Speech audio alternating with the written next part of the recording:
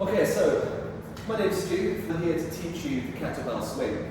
So the big thing to learn when it comes to the kettlebell swing are the key teaching points as well as the things to avoid, so the common errors. So I'm going to initially start this by talking about the hip hinge.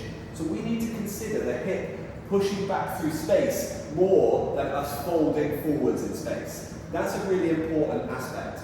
The big benefit of the swing is that it rapidly extends the hip, which rapidly stretches the glutes and the hamstrings and allows us to store elastic energy, which is a very powerful way of training. So it's all part of the stretch shortening cycle that we have through sort of plyometric based exercise, and it's a big characteristic of muscle tissue.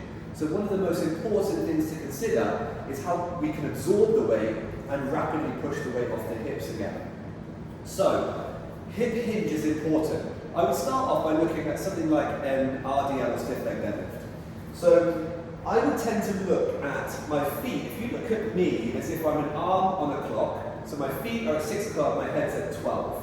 Okay? So what I'm going to do is think about an RDL where I push the weight back to about 7 o'clock. So just beyond the 6, past my heels. Okay? And stand up. So what that does is it pushes my butt back through space, stretches the hamstrings, and allows me to feel a bit more of a stretch there, while I'm also allowing the hips to displace through space. That's going to allow me to stretch them quicker and allow more forceful activation of them throughout the kettlebell swing. I always consider if you can RDL, then you can swing. Okay, so that's the kind of overlap in the two exercises. So that's number one, can we RDL well? Okay, so push the butt back, a little bit of soft bend in the knees, and you're aiming just behind the heel to maybe an inch behind the heel. And that way, you're moving backwards, and the opposite of backwards is forwards, which is going to allow us to progress into the swing.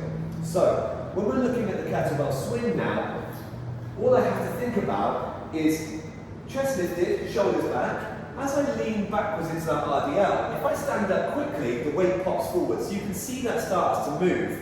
So that's effectively how I initiate the swing. The other way to initiate it would be to start out here with a drag. So you drag the kettlebell to you, it comes up, and then you start into your exercise.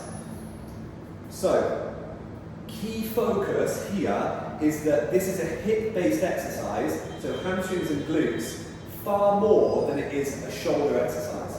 The arms are only hooks to hold onto the kettlebell. What they're not doing is front raising the weight. So exercise delivery is often, or technique is often limited by the weight that you choose. So I would always try and urge you to do a weight that is a challenge. Okay? Doesn't mean you have to do a massive weight, but if you can lift something, typically you will lift it rather than swing it. Okay? So here we get into our first set. So from here, I'm going to drag the weight towards me, and I'm going to pop the weight out in front of me. So the arms need to make contact with the thighs. At this point, you can see the weight pops up behind me, and I push the weight back out. My hips are initiating the movement, they're absorbing the weight from space, hits me, I fold forwards into that hinge position, and push away from the body. If I don't absorb the weight into the body and allow that to push me backwards, I don't have contact against the weight. A really common error is to not make contact with the thigh, and therefore the weight's swinging in space on its own. So I don't have anything that can absorb the weight and push the weight back out from me. So the equivalent would be if you were to have your hand here and push it towards the other hand, there's nothing that's pushing that other hand away. When I can connect, I can move the other hand. And that's what we're doing here, is we're connecting the weight to the hips. That folds you back, it has its momentum, stretches the glutes, stretches the hamstrings, and as you stand up and push the hips forwards, the hinge takes that weight away from you again. Allow it to have its arc, allow it to have its weightlessness. As it falls back down towards you, commonly we see people fold too early.